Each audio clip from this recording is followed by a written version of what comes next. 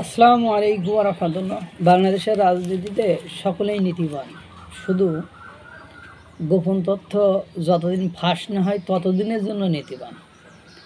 গোপন তথ্য যেই ফাঁস হয়ে যায় তখন আর তার নীতি বলে কিছু থাকে না।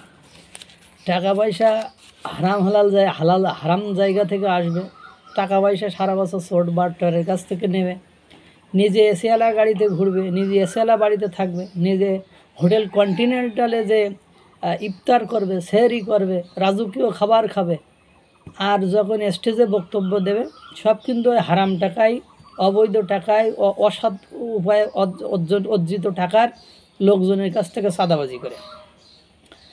এখন আপনাদের ওই স্টেজে যাবে, রৌদ্রে বসাবে। এবারই তো ইফতার পার্টিতে আপনারা দেখেছেন যারা জুলাই আন্দোলনের শহীদ হয়েছে তাদেরকে সোহরাওয়ার্দী উদ্যানে, আর নেতাকর্মীদের, বিভিন্ন রাজনৈতিক নেতাকর্মীদের হোটেল কন্টিনেন্টালে নিয়ে গেছে এই এনসিপির নেতাকর্মীরাই। এরপরে দেখেন আপনার ছোট ছোট যে রাজনৈতিক দলগুলো আছে, এই রাজনৈতিক দলগুলো জানে এরা এবি পার্টি, গণ অধিকার পরিষদ, জুনায়েদ সাকির পার্টি, মান্নার পার্টি, এরা জানে যে আমরা এহকালে কেন পরকালেও বাংলাদেশের ক্ষমতার কোনো ছত্র ছায়া যেতে পারে না। আমার অঞ্চলে দাঁড়ালেও আমি as a leader of the party, মানে চেয়ারম্যান অফ দ্য পার্টি অথবা সভাপতি অফ দ্য পার্টি, আমি কি করতে পারবো না, ক্ষমতায় যেতে পারবো না। তো এরা কী করে, সব দিকে গান গায়, যখন যেদিক থেকে পায় লুটিপুটি খায়, এবং এরা সুযোগ সন্ধানে থাকে যে সে কে আওয়ামী লীগ করে, কে বিএনপি করে, কে জামাত করে, দেখার সময় নেই। কে আমার খাইতে দিচ্ছে, কে টাকা দিচ্ছে, কে অনুদান দিচ্ছে, কে আমার পার্টি চালাতে হেল্প করতেছে, সেটাই দেখে। ব্যারিস্টার ফুয়াদ আর আন্দোলিত পাত তো সবচেয়ে বড় বড় গলা বাজায় বেশি, সবচেয়ে বড় বড় কথাবার্তা বলে, অথচ এদেরকে ধুয়ে দিলেন আপনার পিনাকি বিন শোয়েব বিন আবদুল্লাহ।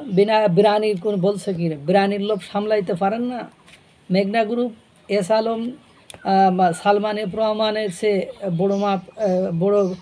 বড় সামেসিকে ব্যবসা বাণিজ্য চালিয়ে যাচ্ছে, অর্থাৎ মেঘনা গ্রুপ ইন্ডাস্ট্রিজ এর মালিক উনি। দেখলাম যে আমার দেশ পত্রিকার মালিককে আবার কি বলেছে, মানে ফোসফোস করেছে, এই জন্য আবার দেখলাম পিনাকি ওকে ধোলাই দিচ্ছে। দেখ, এর মালিক আবার ফোসফোস করে আমাদের সবল, মানে ওই যে ওনাদের বিপক্ষে কথা বলে।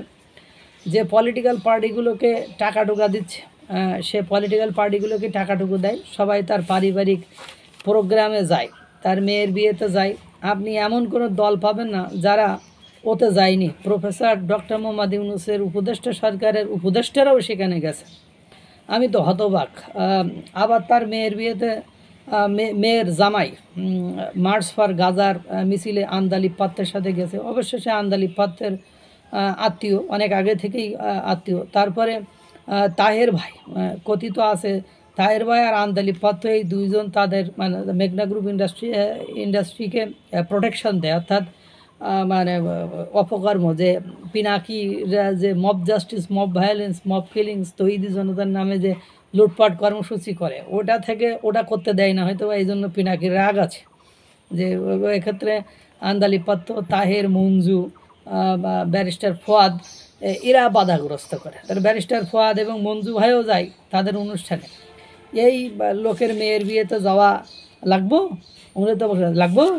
আপনারা আবার নতুন বাংলাদেশ গড়বেন, আপনারা কিছু করতে পারবেন না, লিখে রাখেন। আপনারা এক প্যাকেট বিরিয়ানির লোভই সামলাতে পারেন না, আপনারা আবার নতুন রাজনৈতিক ব্যবস্থা করবেন। তাহলে পিনাকির কাছে আমার করছেন এনসিপি খায়, মানে এনসিপি কিছু করতে পারবে না, তাদেরও লোভ, তারাও লুটিপুটি খাচ্ছে, তারাও আপনার বসুন্ধরা গ্রুপে যায়, বসুন্ধরা গ্রুপের জামাতেও যায়, বিএনপিও যায়, আন্দালিব পাত্রও সবাই যায়, মেঘনা গ্রুপেও যায়। তার মানে সৎ মানুষ কই রে ভাই, সৎ মানুষ পাইলে না তা কিছু করতে হবে। তো বাংলাদেশের প্রেক্ষাপটে দেখা গেল বর্তমান হিস্ট্রি অ্যানালাইসিস করলে বিগত 2 মাসের ইতিহাস যদি আপনারা পর্যালোচনা করেন বা পিনাকির বক্তব্যগুলো দেখেন, তাহলে আপনারা বুঝতে পারবেন যে বাংলাদেশের প্রেক্ষাপটে দুর্নীতির গ্রস্ত বাদ দিলে কোনো ভালো মানুষ নেই। সবাই লুবিরে ভাই, শুধু ওই স্টেজে যখন বক্তৃতা দেয়, যখন গরম গরম বক্তৃতা না দিলে সাধারণ জনগণকে তো আর বোকা বানানো যাবে না। এই যে জুলাই গণ অভ্যুত্থান হলো, ঢাকা বিশ্ববিদ্যালয়, জগন্নাথ বিশ্ববিদ্যালয়, তারপর আপনার জাহাঙ্গীরনগর বিশ্ববিদ্যালয়, কোনো বিশ্ববিদ্যালয়, বড় বড় যে বিশ্ববিদ্যালয়গুলো আছে, এইসব বিশ্ববিদ্যালয়ে কোনো ছাত্র মারা গেছে যায় নাই। আরে ভাই ওই একটা কথা আছে, রসুনের কোয়া ছড়াই ছিটে থাকে, কিন্তু পেছন বা পাছা যেটা করে ওরা কিন্তু একত্রিত থাকে। রাজনীতিবিদরা ঠিক ওরকম, মরে যায় সাধারণ জনগণ, মানে এই মরেছে কারা? রিক্সাওয়ালা, ভ্যানওয়ালা, হ্যাঁ, গার্মেন্টস শ্রমিক, এরাই মারা গেছে। স্টুডেন্ট যে দু একজন মারা গেছে ওরা চামে চুমে মারা গিয়েছে, খুব বেশি কিন্তু স্টুডেন্ট মারা যায়নি রে ভাই।